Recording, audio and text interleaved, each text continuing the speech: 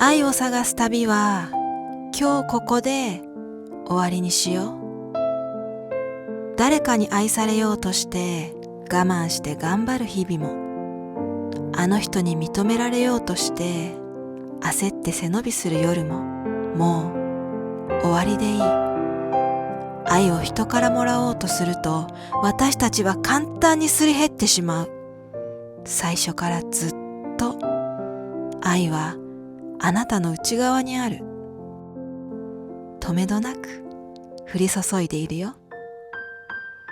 静かに呼吸して思考を静めて、あなたのすべてで感じてみて。もうすでにあなたは満ち溢れている。